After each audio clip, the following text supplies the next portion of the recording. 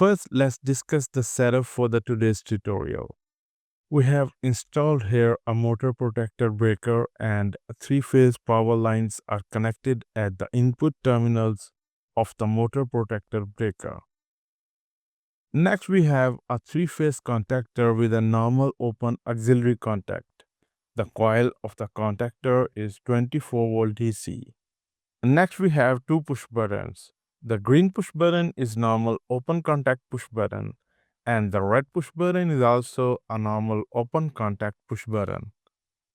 Next, we have a PLC here. We will be programming to control the inputs and the output logics. So this is the setup for the today's tutorial. We will see how we can use the push buttons to turn on and off the motor, and how we can detect the tripping of the motor protector and the malfunctioning of the contactor, and how we can make logics in the programming to generate alarm bits in the case of tripping of the motor protector. Now let's see our wiring configuration for the inputs and the outputs which are connected to the PLC. First, the green push button is connected at I0.0 input of the PLC. We can call this push button as start push button. Next, we have connected the red push button at the I0.1 input, and we can call this push button as stop push button. Next, we have connected normal close auxiliary contact signal of the motor protector breaker to the I0.2 terminal of the PLC. As this contact is normal close, the input I0.2 will go low if the motor protector breaker trips because of the motor overload current. Next, we have connected normal open auxiliary contact of the three-phase contactor at I0.3 input terminal of the PLC. This input signal will confirm that the contactor has turned on. Now let's discuss the programming. The network 1 is programmed to start and stop the motor contactor. We put here the normal open contact of the input I0.0 start push button in series directly with the output coil Q0.0 contactor.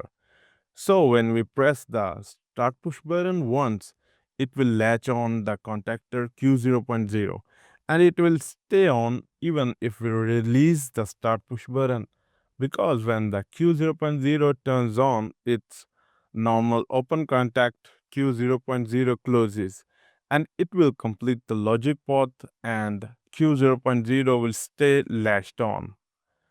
Now you can see that we have used here the normal close contact of the stop push button I0.1. If we press the stop push button once, this contact will open up and it will break the logic path and this will turn off the output Q0.0. Next, we will insert the normal open contact I0.2 of the motor protector auxiliary contact in series with the output Q0.0, so that if the motor protector gets stripped because of the motor overload, this contact will get opened up and output Q0.0 will get unlatched and turns off. Network 2 is programmed to detect the contactor malfunction. We insert here the normal open contact of the contactor Q0.0 bit in series with the normal close contact I0.3 of the contactor. If the PLC turns on the contactor Q0.0 but the contactor cannot turn on because of the malfunctioning, then this normal close contact I0.3 remains closed. And this will start the 1-second safety timer, and once the timer is over, it will turn on M10.0 contactor malfunction bit. We can use this bit in the network 1. We can insert this bit as a normal close contact in series with the output Q0.0, so that if the alarm bit goes high, it will unlatch the contactor Q0.0.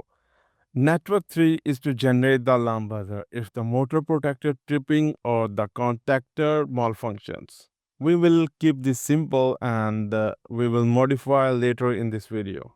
Let's go online with the PLC and now start the PLC program testing. If we press the start push button, it will turn on the contactor Q0.0. And once it is turned on, its normal open contact also gets closed and this latched on the Q0.0 contactor. Now if we press the stop push button I0.1, this will break the logic path and turn off the contactor Q0.0. Now let's turn on again the motor contactor Q0.0 by pressing the green push button. The Q0.0 contactor gets latched on and motor starts to run. Now, if the motor gets overcurrent, maybe due to mechanical shaft load, the motor protector gets overloaded and it suddenly trips, and the normal open contact of I0.2 of the motor protector gets opened. This will unlatch the output Q0.0 for the motor contactor. In network 3 normal close I0.2 motor protector contact bit will turn on alarm buzzer and 10.1 bit. Now we will test the network 2 programming to test the contactor malfunction. In the network 3, I have increased the timer preset value from 1 second to 10 seconds so that we could have time to see how the logic is working.